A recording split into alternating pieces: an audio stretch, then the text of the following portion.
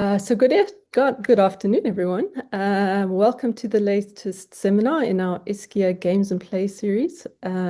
Today we're moving into a kind of game that affects all of us, although the rules are not always clear, the playing field is certainly not level, and even the question of who has won is complicated. So I'm very happy to welcome a familiar face, Gary Koekemoer, who will present to us on local elections 2026, the games we play. Um, Gary will take us behind these kind of familiar rituals of election day, standing in queues, that stuff, to consider how the electoral game is actually played in Nelson Mandela Bay, how the system works, how different interests and strategies shape the contest, and who's going to emerge as the winners and losers in November. Um, and importantly, he's going to ask whether this democratic game is producing the outcomes it is intended to produce. It's a big question. Um, or whether, to use his own kind of sporting metaphor, local democracy is really scoring the goals we hoped it would. Mm. So Gary's very well placed, of course, to guide us through this territory. He has a PhD focusing on complexity and race, along with a lifelong history of what he calls opstoking. I hope I've pronounced that right, like stirring things up and asking uncomfortable questions. Um, in context ranging from peace building and the corporate world to environmental activism and climate change. Uh, and he's also acquired some very practical knowledge of how Nelson Mandela Bay's sewage systems work or don't work. More relevantly for today, he served as a Secretary General of a municipal party during the 2021 elections. And that gave him a genuine front row seat from which to observe this gap between how the democratic game is supposed to work and how it plays out in practice. Uh, and I should mention that when he's not thinking about politics or complexity or climate change or sewage, Gary spends a great deal of time swimming in the sea. So, Gary, welcome again, and over to you. Awesome. Thanks, Andrea, and thanks for the opportunity. Hello to everyone. And yeah, as Andrea has indicated, I speak from experience in terms of running a party and running a campaign as the Secretary General for a party called the Bantu Integrity Movement, which is deliberately restricted to a municipal um, um, a brief, and we only registered as a municipal party for 2021. We're unlikely to register for the next one. And you will have seen that our leader that we chose at the time has appeared regularly in the press and is currently calling for the to be dissolved. So I thought, given the complexities of elections, it would be useful to use the lens of the games we play to just reflect on how elections are indeed gamed and are indeed an area of play for a lot of our decision makers and how decisions are made in our daily lives, so how they impact. I'm going to start sharing my screen. Here we go. And I just want to, there.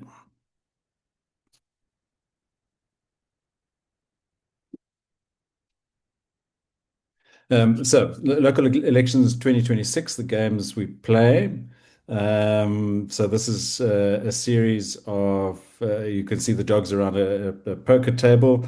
It's a famous series of paintings, or infamous rather, called Dogs Playing Poker from Cassie's Coolidge, which was originally done as a cigar ad some time ago. But I thought it was quite an appropriate depiction of what we often see local government elections or elections to be, is politicians around a table working with our votes in their favor. So I thought I'd start with just a pop quiz quickly, given that we're playing games, and ask you not to give the answers now, but just to record your answers. In our electoral system, do you think that every vote is equal? Do you know how many local government elections the Economic Freedom Fighters have been around for, the EFF? And can an independent person stand and be elected? Who wins the poster wars? Is there a winner in the poster game? And how many votes do you need to become a mayor? So if Gary wanted to be mayor, how many votes would he need to become mayor? So those are the pop questions. Unfortunately, we're online, so I can't give you physical prizes, but we will give you a great round of applause if you get any of those questions right. So, without further ado, let's quickly just do a summary view of the revolving door of our mayoral committee since the last local government elections, which is on the 1st of November 2021.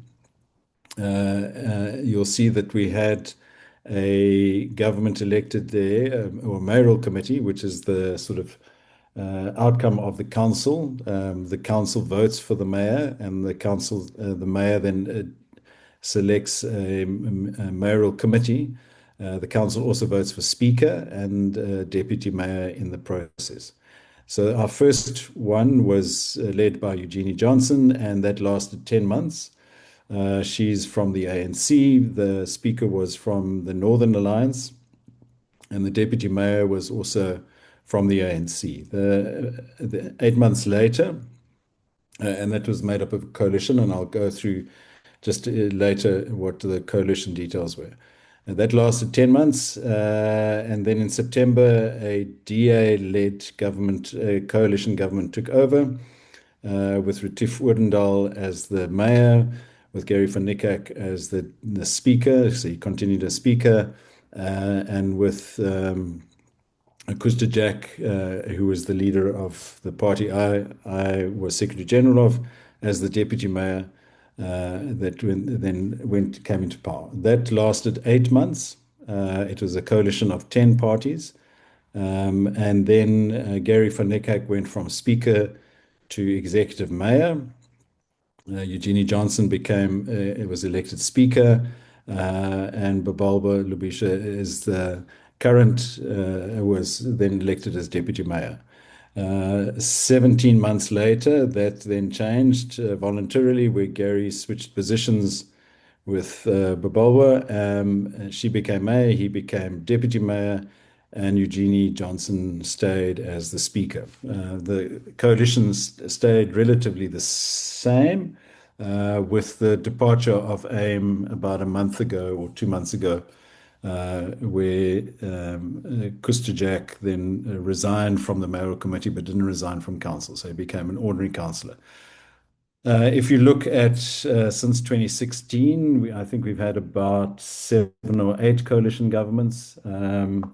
So it's been a revolving door over this period. Local governments only came into play in 2000. That's when the first local government elections took place. And we've had 5 rounds of local government elections since then. So let me just run you through what are the elements of this game. What is the elements of the local government election game? Well, firstly, you need a board, and the board is the municipal area divided into what they call wards. And I'll explain a little bit more later about what is a ward, but that's the monopoly board, essentially. That's the field upon which things are played. Then the pieces in the game are the councillors, and they are candidate councillors during the electoral process, and post-election they then become councillors. There are teams also involved in this, and those are the registered parties, but they're municipal registered. They have to be registered for municipally. And then the currency, what gives you power in the game is voters' choices. And voters essentially in a metro have 2 choices. One is for a ward ballot, and then you also get a proportional ballot. And then you get booster cards. And booster cards in this game are things like your campaign, your media campaign. It includes T-shirts, it includes rallies, it includes posters, it includes media, it includes name recognition, and in some cases, it includes Kentucky Fried Chicken. So So that gives you a bit of a booster in the game. The more booster cards you can put on the table, the better your chances. And the chips that you can win in this process is council seats. Now, in our case, and I'll explain in a little bit detail, we've got 120 chips that we play with, and that makes the choices for our city. And then finally, you have the rules to the game, and the rules to the game are laid out in our constitution and several acts. There's 3 or 4 acts that apply. One is around voting, how voting takes place, and the other 2 or 3 is how local government is elected and what roles you can play. So that's the game. That's the Monopoly board game, and that's the lens that we'll look at the upcoming elections through. But to just take you through some of the details, so you get 2 ballots for metros. Other areas have 3 ballots. We only get 2 ballots. One is for a ward, and that's a sort of loosely a geographic area. And in that case, the most votes wins.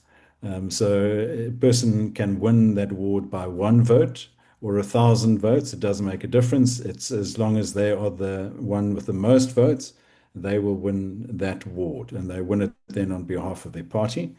PR is proportional representation. There's a formula that applies that sets a basic threshold. You must have a minimum number of votes, and that then gives you a seat. And in this case, both the ward votes and the PR ballot votes are counted together. They're used as the calculation, and that becomes an important part of the game later, and I'll explain that to you as well. Then for parties to compete, they must register for each municipality, and then they sign certain rules. So in the case of national parties like the DA and the ANC, they in every municipality they contest, they have to register for that, and they must sign the rules, the local rules. And there's a whole bunch of meetings and other paperwork that they must comply with the IEC, the Independent Electoral Commission. They must then also submit a ranked list for a list for wards and a list for PRs. So they will indicate to the IEC which wards they are contesting, and they will then name a candidate who goes onto the ballot. And the PR list is not put onto the PR ballot, but the IEC looks at that, and if you get given a PR seat, the person at the top of the list gets given the first seat, and so it works its way down. So we'll talk about it later, but there's a little bit of contestation within party lists as to what position you have on the PR list. And then you must, as I've said, you must submit a candidate name for each ward it contests. And then finally, how seats count. You have to have 50% plus 1 present, so a majority present for council to vote on matters. So that, in our case, that's 61 seats out of 120 seats. So you must have at least 61 councillors present to vote on matters, but you have to have a majority of councillors vote in favour of certain items like the budget, like bylaws, like loans, and like rates and taxes. You can't, it's not just a simple majority. This is the majority of councillors present. And so you need to have a full council sitting generally to be able to get to the 61 seats that you need. So you will need 61 seats to have that majority. And then it just has to be 50% plus 1 councillors present for other votes, where the things. So let's start with some of the easy stuff. Yeah, some poster poser questions. When you're looking at putting posters up, there are a bunch of questions you have to ask yourself as a political party. The first thing is who does the design. So color is important, face is important. You'll see there that the ANC in the last election went with the president as their campaign poster, but he doesn't actually stand local government elections. But because they had difficulty in terms of printing of the ballots and the posters are printed centrally, it was easier to do the president's image than anyone else's. So who prints them? The big parties have them centrally printed. The local parties have them printed locally. And it costs you a bit of money to print a poster. Now, there's a whole bunch of ways of doing it. You can do it on a hardboard with a paper poster pasted onto that, or you can do it with this new type of sort of plastic cardboard where the printing is done onto the thing. In our case, the wind rips the one of them apart, and the rain destroys the other one.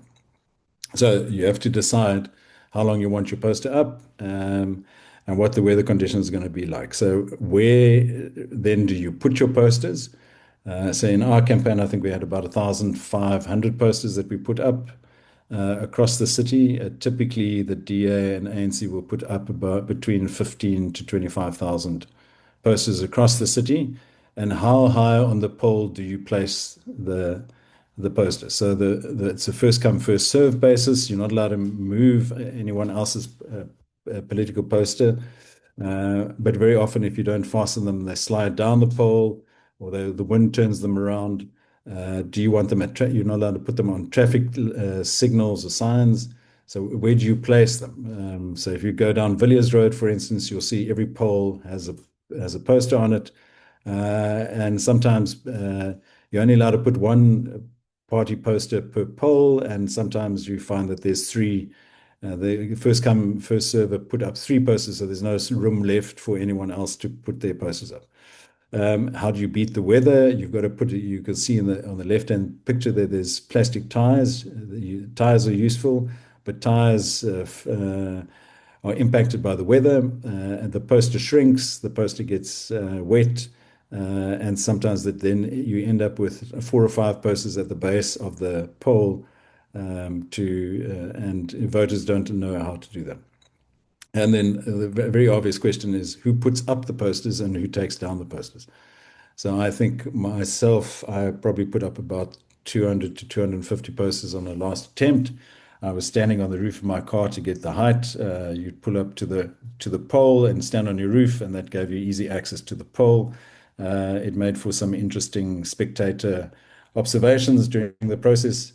Bigger parties like the ANC and the DA actually hire people to do this, and they go out at a certain time before the election. So you'll see there currently posters up for this weekend. It's a registration weekend. Parties allowed to put up posters for this weekend, and then those posters will stay up. And then typically about 6 weeks before the election, which is on the 4th of November, parties then start putting it up. Now, typically what happens is the DA gets to the polls first, then the Freedom Front, and then maybe the ACDP, and a few of the other smaller parties, and typically 2 weeks before the time the ANC puts up their posters. Now, that's all based on strategy. If you leave your posters up too long, they look faded. If you put them up too late, then no one sees them. In the case of the ANC, they're not necessarily worried about people seeing them because they count on certain votes.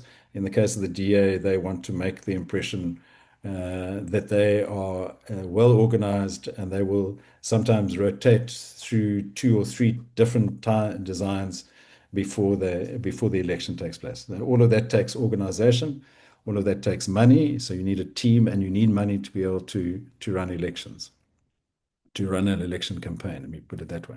Okay, so let's just break it down. This is Nelson Mandela Bay as a municipality in terms of the ward system. There's 120 seats. 60 of those seats come from wards, so you get 1 seat per ward, and 60 of those seats come from proportional representation. Typically, a ward is meant to be about 10,000 registered voters, but it can range from 8,500 to 11,500 as they try and mix and match to fit it to geography and to place. Our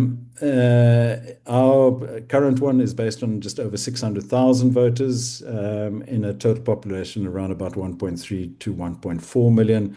We're not entirely sure what the exact number is in the city because our last census wasn't a great success, but that's what we are basing it on at this point in time, so 600,000. But if you start looking at the map on the left, you'll see that ward number 53, which is borders the Sundays River, Colchester area. That's a massive ward. Ward 40 is a massive ward.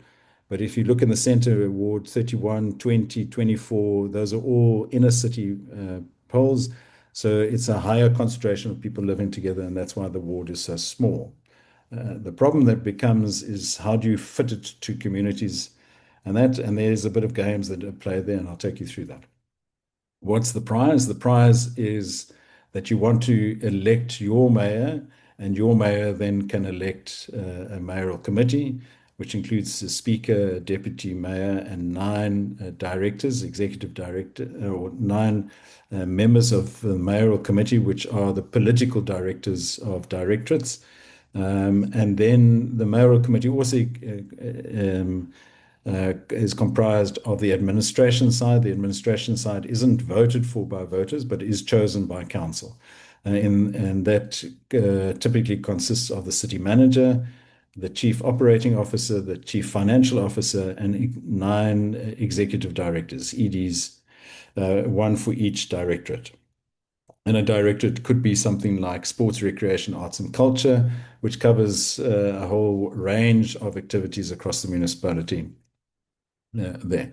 So the key prize is to get the mayor and get the mayoral committee. We operate in what is called an executive mayoral system, where the mayor has a large amount of power and can decide how the budgets are derived, and those budgets then inform the work that the administration does. Now, there's a bit of a game that's played between the administration and the politicians in terms of how it's split. But generally, if you're the mayor, you can drive the spending priorities, and that allows you to be re-elected if you did well, or not to be elected if you didn't do so well in terms of how that money is spent, in theory. Just a quick comparison by color of the two leading parties. In green is the ANC, and in yellow is the DA. On the left is 2000. That's the first election that we entered into, and you'll see that there's a far greater representation from the ANC on a ward by ward basis in terms of who won the wards. And then on the right is the latest election, 2021. You'll see that the DA has done substantially better. But again, just remember that the size in this case doesn't count. It's the number of voters in an area that counts, that you're really interested in. So one of the interesting things is, if you take on the left, that's the map of how people voted in the last election. You'll see the DA got 48 seats. They had 210,000 people vote for them. The ANC got 48 seats and 207,000 people voted for them. So both parties came in an equal number of seats, 48, 48. And remember, the magic number is 61. So they don't have a majority. And then the EFF was the next one up, and they got 8 seats with 6% of the vote, and that's 33,000. So that you see the ward bases on the left-hand side. On the right-hand side is a map done by Stats SA, and that's based on race. And you'll see a distinct division across the city in terms of the pink is typically white people, the green is typically Asian people, the yellow or mustard color there is colored people, and the blue is township areas or black persons. What you'll see happening in the suburbs is generally the suburbs are dominated by white people, but there's a very mottled thing there. And the townships are dominated by black persons. Northern areas is colored, and Malabar is Indian. And if you look to the left, you'll see that the patterns sort of replicate. The DA generally takes the suburbs, and the ANC generally takes the townships. And the northern areas, they generally kind of split the vote, or in the last case, the DA took most of the votes in that, but it was split amongst smaller parties. So the question becomes, as a political party, is where do you contest? Which wards do you contest? The DA is very strong in the suburbs, and the ANC is very strong in the township areas. So let's just come back to the board game. So this is what a ward looks like, and I'm going to take you through 3 different types of wards. So if you see, this is where the Bethelsdorp area is. This is on the road to Uitenhage. There is an area that straddles the main road there. So you see the Pietermaritzburg Saal is in the bottom. The pink area is the boundary of the ward, and that's Algoa Park in the bottom center. And Algoa Park is split in half and then is combined with a section on the north bit there, which is Zwide, which is typically a black area. And so what happens in this ward is that you have 8,900 people in the ward, and it straddles two communities that were typically separated by apartheid previously, but have now become more economically separated. So, yeah. So have a look there. Algoa Park is not designated by itself. It's not circled. They've split Algoa Park with Zwide, so they combined with Zwide, and we'll just chat a little bit later about why that potentially happens. Then let's take another suburb split here. You'll see that parts of Blue Water Bay are then combined with parts of KwaNobuhle and New Brighton, and of the sort of industrial area and Swartkops village. So typically, again, what you see there is a split of what used to be sort of white areas with a split of what used to be township areas. Well, is township areas, used to be black areas, and again, you have this, you have 9,500 voters within that area. The third example is one that some of you might reside in. This is where I reside. This is Ward number 5, I think it is, at this point in time, and that splits Humewood. It splits Summerstrand sort of in the center and includes Humewood and portions of Southend. Now, there's been a big change since the last election. And the map has been redrawn for this area. So what it used to be a very different looking map here, but this largely is a suburban map. And so if we just go back through these, typically the ANC takes this ward, the ANC takes this one is well contested, but typically the ANC takes this one, and then the DA takes this ward here. So if you were to construct the board in your favor, if you were the party that gets votes in the suburbs, you'd like to concentrate, you'd like to get as many votes as you can in the suburbs. If your vote is in the townships, you want to get as many votes in the townships. And what you want to do, it's called gerrymandering in the United States, is that you want to split the votes so that you have more suburb if you want to win the suburb and less township, but you want to combine them, and or vice versa, you want more township and less suburb if you want to win the township ward. And you'll see in the case, if you look at this last ward, that there's 11,514 votes, the 14 over what's the norm, and the previous one was 8,000. So remember the question we asked about, are all votes equal? In this case, they aren't. Voters in this ward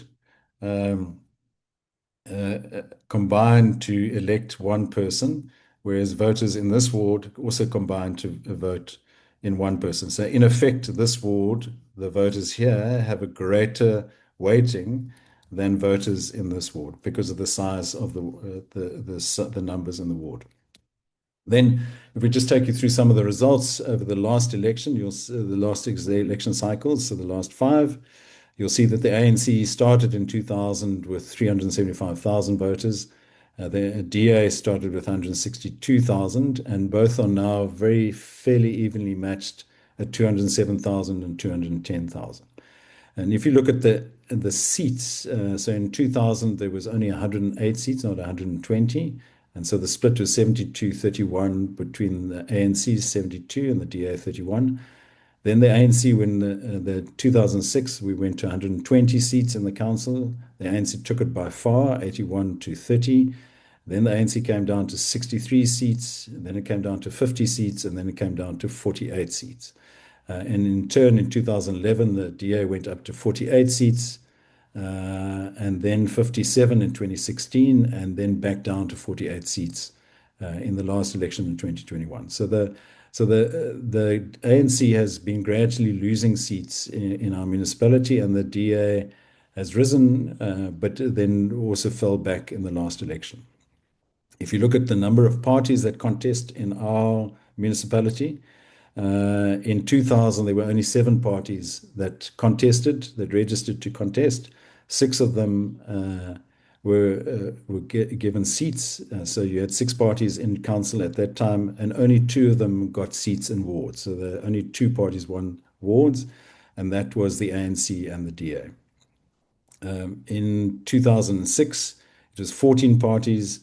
In 2011, 13 parties, and then it jumps in 2016 to 19 parties. And in 2021, which is the last election, there were 28 parties that were contesting for votes. Only 13 received enough votes to get a seat, and only 2 again got ward seats. In 2016, you'll see there's a bit of an anomaly on the green line there. There were 3 parties that got ward seats.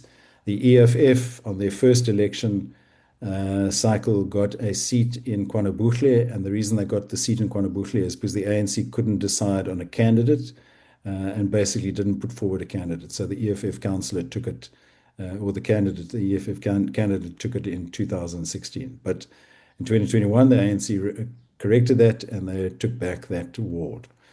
If you look at ward seats, you'll see there's a consistent, if you look at the last sort of from 2011 to 21, the ANC averages around about 34 to 36, 37, and the DA is around about 26, 23, 24 votes. And that's because there are more township wards than there are suburb wards. And the ANC typically takes wards. The bulk of their vote comes from wards, and the DA, the bulk of their vote comes from proportional representation. And that's important in terms of the election strategy going forward and how they play the game.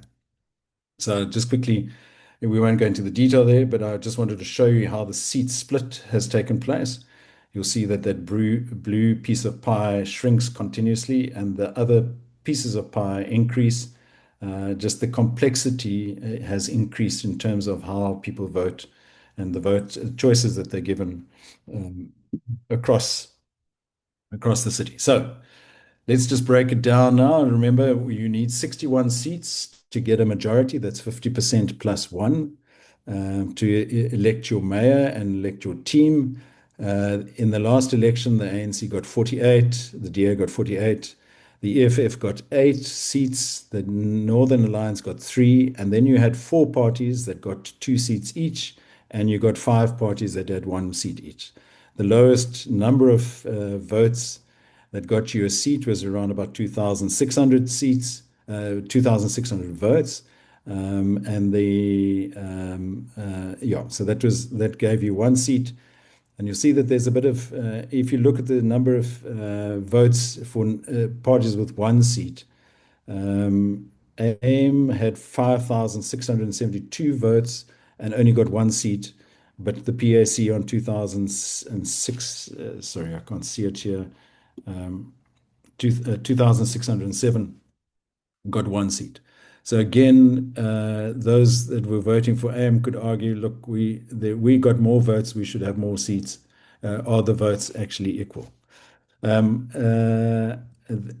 if we take it further, so remember in the first election, we had 108 seats, and the split was 72 to the ANC, 31 to the DA, and 5 to other parties.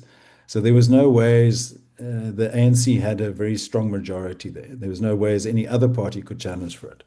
In the next one, sorry, in 2021, the split was very different. You had 48-48. Neither the ANC nor the DA got a majority.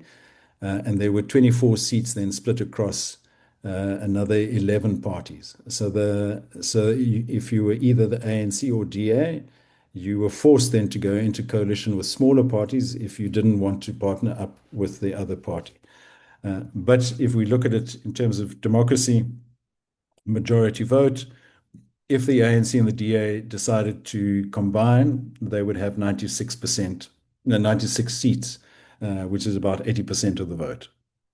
They they have never taken that choice to work together. They've always gone with smaller parties. And so for 48 to get to 61, you need 13 votes. And you'll see on the left-hand side, those 13 votes aren't easy to get. So the DA would never partner with the EFF, which gives you 8 seats. So they have to go and find a whole bunch of small parties.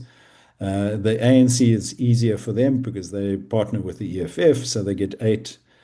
So they then have to find about 6 seats or 5 seats from other smaller parties. So they can do it with the Northern Alliance and DOP, for instance, they can have a 61 seat. But that means the margin is very thin. If someone is absent for a vote, you could lose the vote or you could tie the vote, and that creates a whole bunch of problems.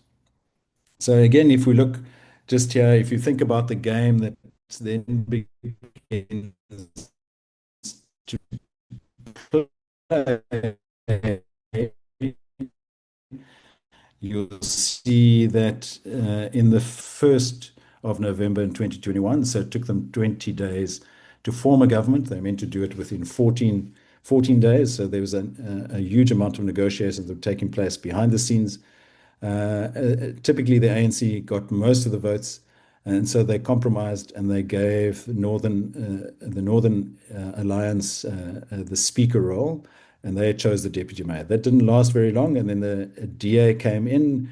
The DA kept the Northern Alliance in, and Gary kept his speaker role. That was the deal that was done. And they brought in a different deputy mayor other than the DA. But the DA, had they followed the ANC, we should have had deputy mayor as theirs. But so the game that then starts to be played is that you mix and match, and people that have smaller parties have great leverage. It's called they become kingmakers, where they have a greater influence. Their 1 or 2 seats has a greater influence than the 48 seats of either the ANC or the DA. And so they can leverage positions on the mayoral committee. And why do you want positions on the mayoral committee? Is because you get paid a higher salary, and also because you can choose advisors to your positions and you can influence the budget in those areas. So typically what happens is that I run a campaign, I have some people that help me, and the way I reward those people is that I give them an advisor role and they get paid by the municipality, or I can influence the direction in which contracts go when those contracts are awarded. And so you see, the best player of this game would seem to be the Northern Alliance leader, which is Gary van Niekerk. He went to court a couple of times for different reasons. One is his party tried to pull him back and said he wasn't really their candidate. That went to court, he won it. There's then now a case with the Scorpions against him in terms of misuse of funds when he was the mayor, and so forth. But he's been the survivor. So if this was Survivor Island, Gary has been the one that stayed on the island the longest. And the others have done fairly well. Yeah, so that in short, everyone, is the game that is played in local government elections on the 4th of November. What will happen is that again, you will go to the polls. It's a public holiday, and you will be given 2 votes in our city, one for a ward councillor, which you will see the face of the ward councillor typically on a poster, and one for a proportional representation. That then gives you chips, which your party then begins to bargain to set up the mayoral committee, and the mayoral committee then, to a large extent, sets the budget and the agenda for the municipality for the next 5 years. So, everyone, thank you. That's me. This is the game that's played, and we'll go into another. The game has started being played already. Posters have gone up. Candidates are being selected. There's internal party battles taking place as to what number position you are on the list, because that means whether you get elected as a councillor or not. So I thought I'd just a sort of maybe fun way of looking at how democracy works or doesn't work. And I'm not entirely sure that what we intended when we drafted the Constitution is how things have ended up. And there is a big movement at the moment to modify some of these things where smaller parties can't become the mayor because they don't really typically represent the majority of citizens and the majority of the vote. So thanks, everyone. That's the me.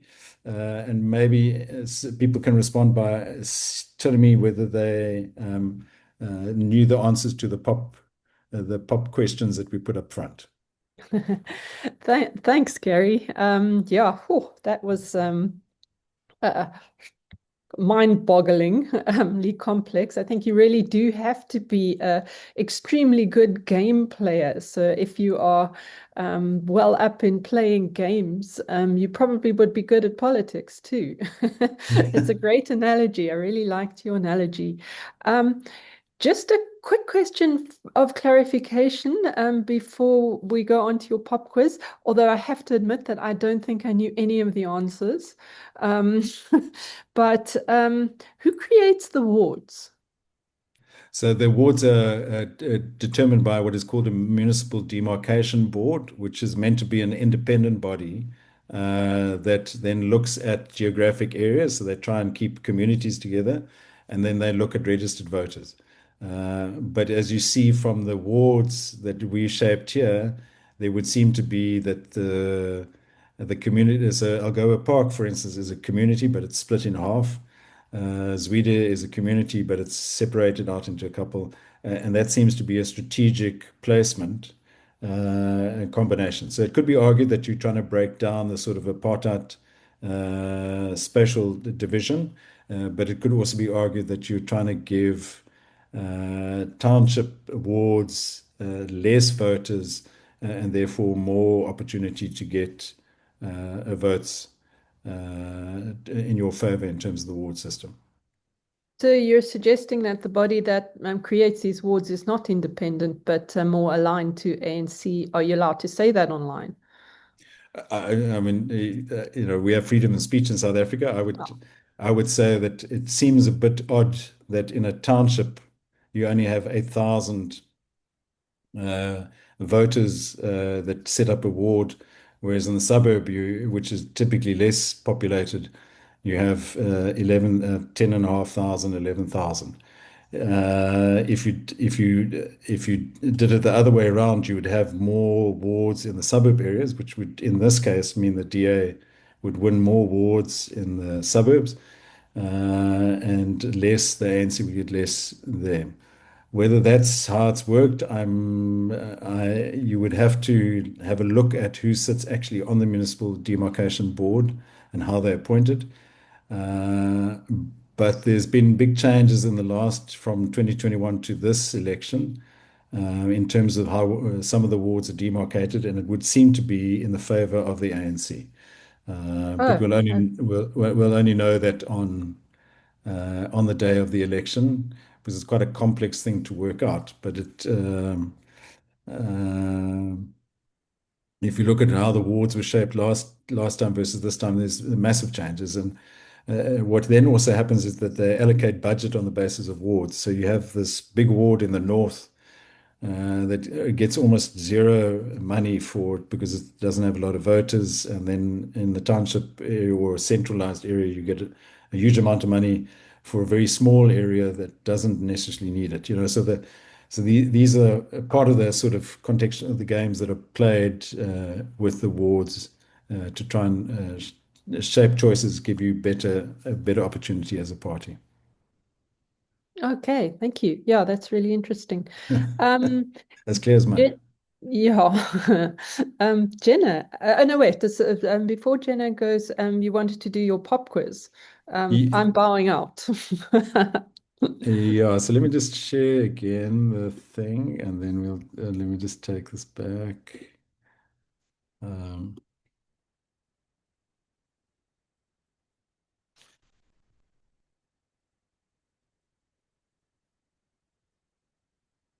sorry, I'm just, yeah, okay. So the question to everyone would be: is every vote equal?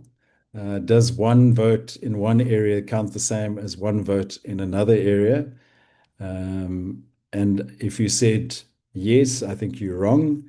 If you said no, I think you're right, because if how you can see from how the wards are divided and how proportional representation works, that one person's vote in one area is not necessarily equal to another person's vote in another area.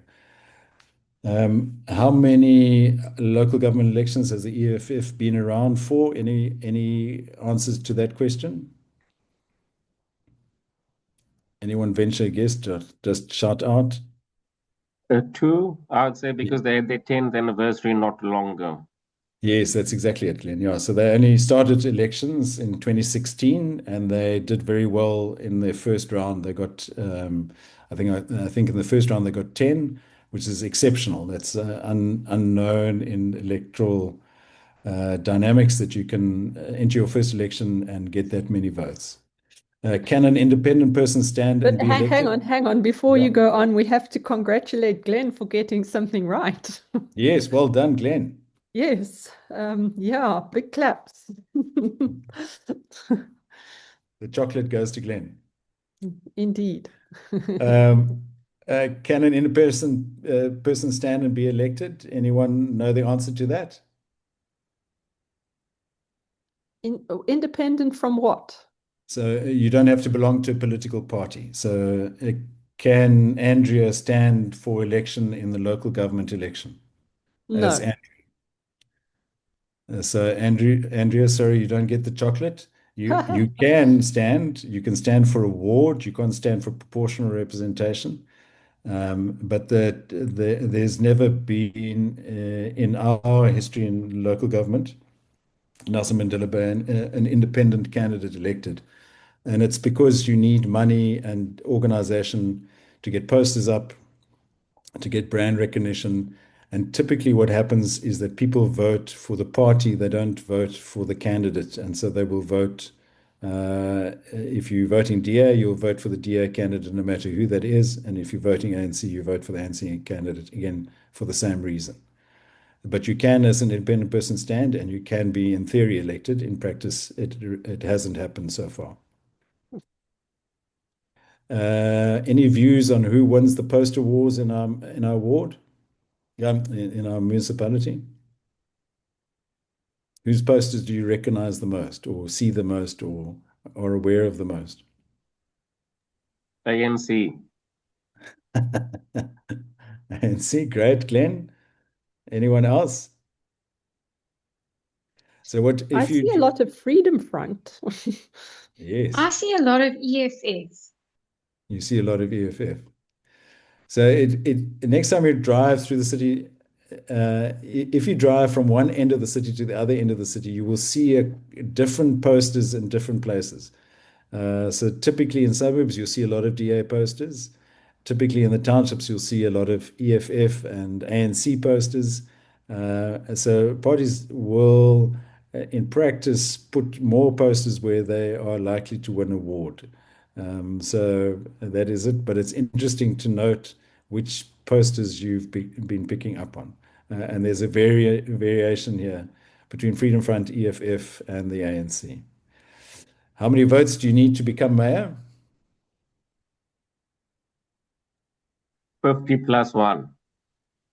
You do need 50 plus 1, yes. But in essence, let's just take you through here.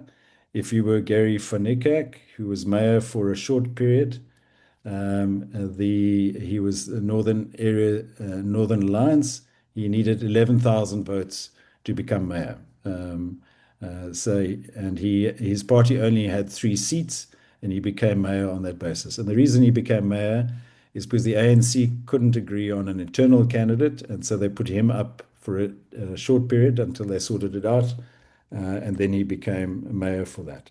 But otherwise, it's been dominated by either the ANC or the DA, and you needed 200,000 plus and 48 seats to get to that. You need the majority of seats.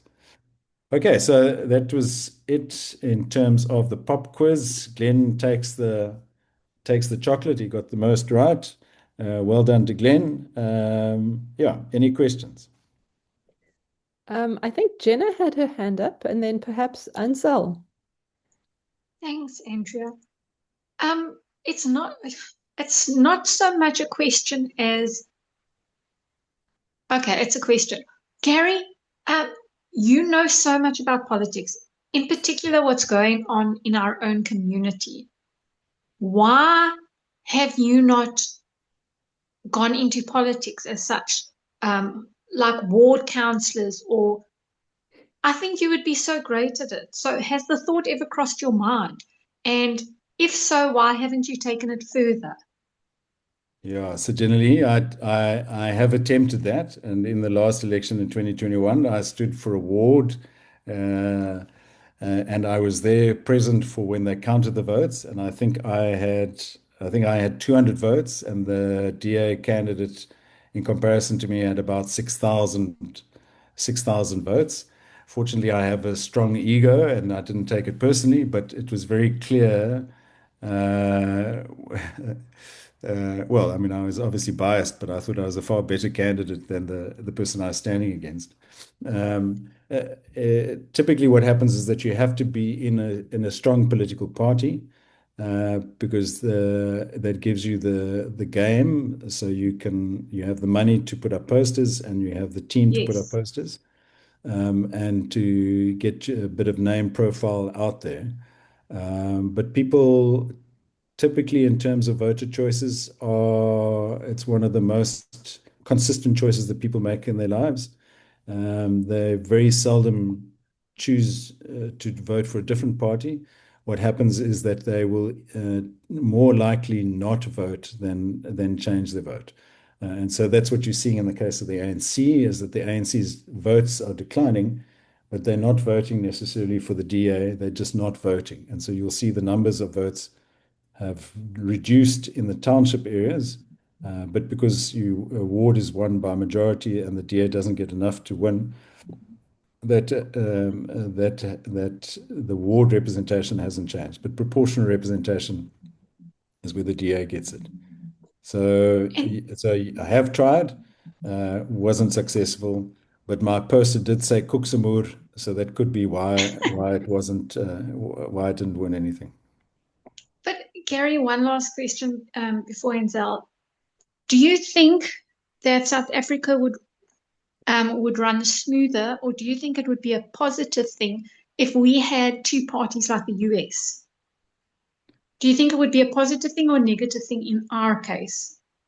So look, it's a personal opinion, but I think Germany and those countries, the Europe works on coalitions, and I think a coalition is better for democracy than a binary system that you have like in the UK and the US. Just because you don't have the dominance that you have with a two-party state. So as you can see, that Trump is doing great damage, and he has very low acceptability across the range. But because they won, they can now run things. Whereas in countries where there's a coalition, you have to do a lot more negotiating to be able to get the majority you need to make decisions and that type of thing. I think for South Africa, it's a far better system. And I think it's a healthy thing that the ANC has dropped below a majority across the country. How it plays out, it seems a bit chaotic at this point in time, but I think it's because we're a young democracy and we're learning. What will be telling is to see how many parties stand in the next election. So if you remember, there were 28, I think, parties that stood in 2021, and only 13 came in. I think you might find that there's less parties that stand and less parties that come in, and then it becomes a bit easier to manage the process. I think there's some tweaks to the system that you could do. So, for instance, that you can only get onto the mayoral committee if you have a certain threshold of votes or percentage of votes, not so that the parties with one seat and two seats should not be sitting on the mayoral committee. They don't represent a broad citizenry. And mayor, particularly, I would say that if you set the threshold at, say, 10% or something, you would never have seen Gary as mayor. So you would never have had, the ANC would have been forced to put up a proper candidate when they had it. And I think what you're really wanting in your system is that parties speak for the majority of parties speak for the majority of people. So ideally in our system and our work in civil society is to try and get the ANC and DA to form a coalition, but they're not willing to do that. Because if they formed a coalition, you would have none of this, the sort of the circus that you see, the revolving door that you see. But for them to come together uh, is also a national game. So there's a bit of games that are played. The EFF got into government locally because at a national level they made their decision, not because of a local decision. So I don't know if that's a long answer to your question. No, it's a very thorough, clear answer. Thanks so much. Great. Ansel, and then we'll go on to Glenn. Hi, Gary. Hi, Ansel. Hi. So it seems like the game players are so absorbed in the game's own stakes that the rules stop pointing to anything beyond themselves. Given a decade of revolving door mayors and two more no confidence motions this month, as the Metro heads toward a provincial takeover, what I want to know from you is the problem that they're playing the game badly, or that winning the game and governing the city have become two different activities? So I would draw a distinction between representing voter interests and ruling the city. I think that those are two different things. And I think that the game is focused, politicians are focused on ruling the city. So getting the votes to have your mayor and then the most seats in the mayoral committee, because that's where influence exists in the system. But I don't get a sense from any of the political parties that they really are there for voter interests per se, and that's a bit of a bold statement to make. But I think that you're quite right, is that the game really what happens is that you're courting voters to get the chips on the table, and once you have the chips, that can't be undone. So the ANC has 48 seats, it can't be undone unless someone dies or resigns, and then you will do a by-election. But it's very consistent for the next 5 years. So what tends to then take place is that you don't have this interaction between those that are elected and those that elected them in the process. So, for instance, in my case, my party hasn't met once as a party since the 2021 election. And it wasn't required to do that. And so generally what you're doing is you're giving a mandate to a bunch of people that come back in 5 years' time and ask for a mandate again. And then you are in a position of forced choice, because you might not be agreeable that they actually represented your interest, but who then does represent your interest? And pretty much all the parties work on the same basis, is that they're trying to vie for as many seats on the council as they can to get as much influence as possible, not because they have your interests at heart, but because they want to win. They want to win the game. Oh, wow. And that's a horrible view of politics, but it was, yeah, I agree with Ansel. Awesome response. We have a minute or two. Let's just get a quick question from Glenn, and then we'll have to end off. Thanks, Gary, as always, for a lovely chat. I won't be long. It seems to me like it's a combination of Monopoly and musical chairs, because it's sort of grab. That's the mentality. There's a shortage, there's a scarcity. We don't know what's going to happen next. Try to get your chair as soon as possible. But I was thinking about who's working with the youth. Because if it seems to me that votes are so important, I did get number one wrong in that test, because I did think all votes were equal, because I thought that's why there's the scramble for votes as well. But it would seem to me that the EFF is doing a lot of work with youth compared to the other parties. And if those small parties are kingmakers also, are they trying to also garner support from youth, or are they happy with their small numbers and not paying attention to this important constituency at the national and local government elections? Why do you think the youth are being neglected? So Glenn, it comes down to voter choices. Typically, look, I can't point to the studies, but typically you vote as your parents voted. So you grow up in a house where political choices are obvious, and you typically, your first time you vote as your parents did, or you vote in opposition to your parents. But that happens less. And then once you've made your first voted choice, you generally stay with that voted choice for the rest of your voting life. So it's a very consistent decision that is made. And if you look at how voting choices changed, and so that's why the EFF, when they came in, for them to get 8 seats, I think it was 10 seats at the time, that was a significant change and shift in dynamics, because it meant that people were voting for them that hadn't voted for them, changed their choices. What happens with the youth is, I think, to a large extent, the problem is not who's counting on the youth vote, is that the youth don't vote. They're